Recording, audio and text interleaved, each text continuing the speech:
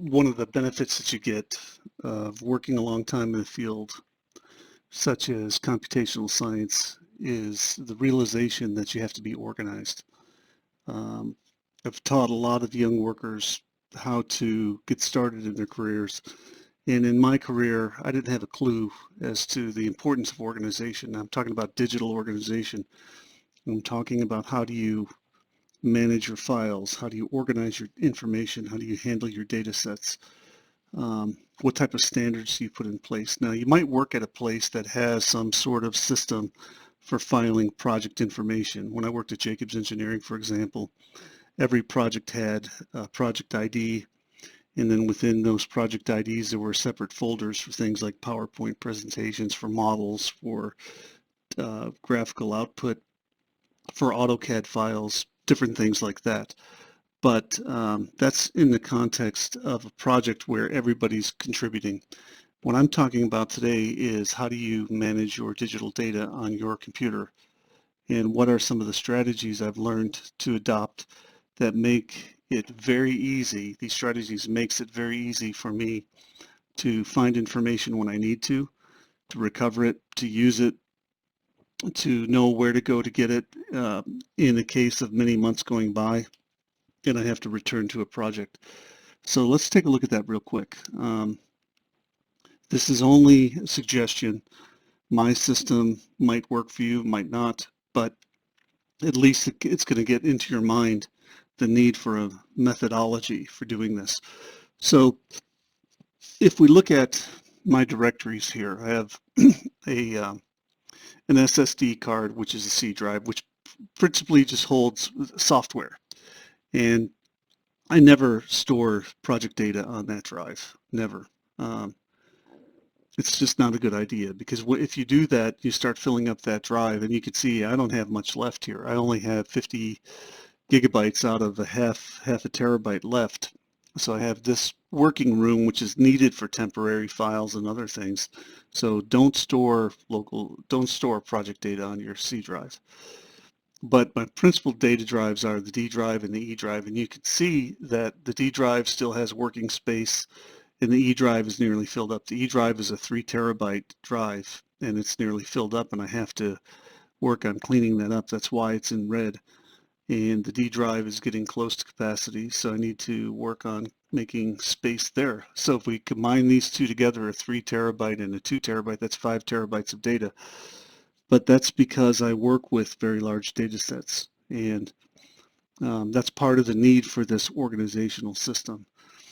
So the way that I work is the D drive is my principal working directory, and when projects get old and years go by, I move them, and they basically get shut down. I move them onto the E drive for archival in case I need to recover them. Now, these things also get stored on some other backup drives at work, some OneDrive systems and other things. So this is kind of in flux. It changes over time. But let me show you the principal methodology that I use. So if I go into the D drive, this doesn't have to be complicated, doesn't have to be a long video. And I look at what's going on, I can see that I've got Alteryx engines running. That's because I've got Alteryx running in the background. And I have a directory here called projects. So my first level directory is always called projects. And that tells me that that's where my work is. So if I go into projects, the next breakdown is the year that I did the project. So you see I have 2018, 19, 20, and 21. So I'm storing essentially the last 4 years of projects on this drive. And as I deprecate these, as I've turned them off, I move them to the E drive. So within each one of these years, then if I go into 2020, for example, the year that I'm doing this is the year that I've created the project. So sometimes I'll start a project like this incentives project I started in 2020, and I'll just keep it running over the course of more than 1 year. So it just stays here in 2020.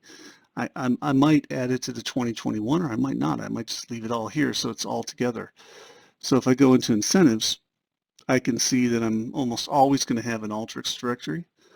I'm also mostly going to have a data directory for where the data is that I need to compute with. I'm going to have a hyper directory, which is Tableau hyper output files I use for visualization. Typically, I have a Tableau file here, but a Tableau directory, but this is my computational machine, which is not where I have Tableau. So I have a Tableau directory on another machine. What I'm looking at here is actually a remote desktop. So I'm typically going to have Alteryx, Tableau, Hyper, data. I'm going to have an output directory. I'm going to have images that I use for reports. So this is kind of the typical setup that I do. And if I go into Alteryx, I'm going to have a series of subdirectories, that things that I'm doing with each month. These are workflows that I built during these months. And now, as you mature through the project and you begin to stabilize your workflows, you go into official workflows. So when I go into official workflows, I could see what I have there. Those are the ones I run every month.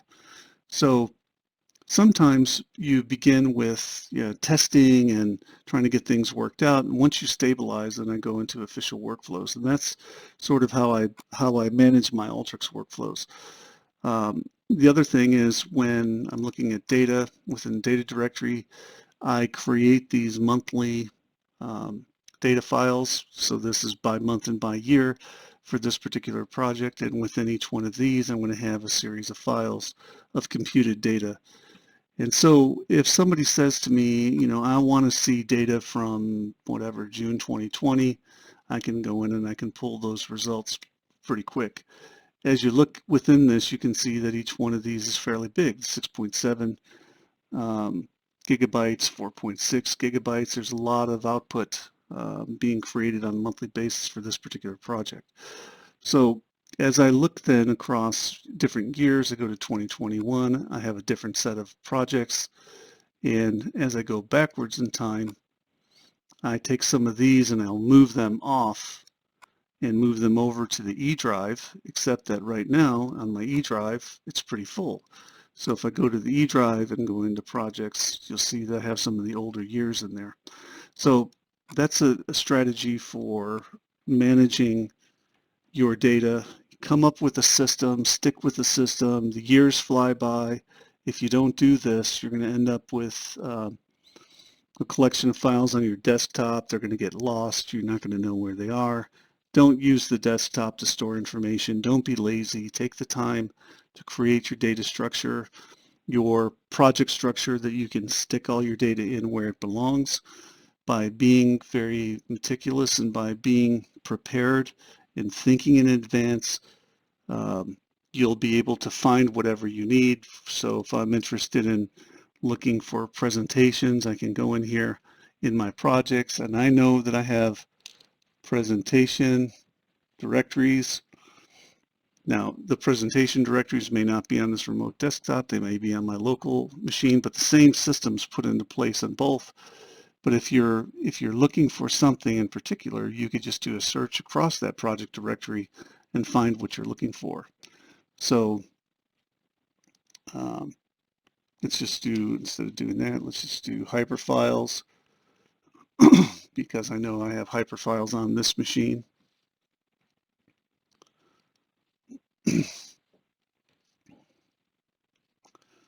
And let's see what happens when we do that. We'll go into projects. Something crashed out there. We'll do it again. We'll just do hyper.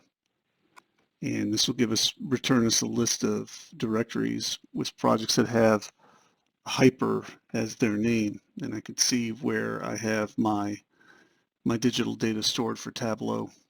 And this is what makes this effective, is being able to do these type of operations. Except that when you have really big hard drives like this, and you have, so there's all the Tableau data that I create from my work. You could see literally there's hundreds and hundreds, and if not in the thousands of Tableau output files. That's why this is how I work. I use Alteryx to prepare data. I use Tableau for visualization, and there you go. That's an example of how much output that I create and manage, and that's why I need a system. So thanks for listening.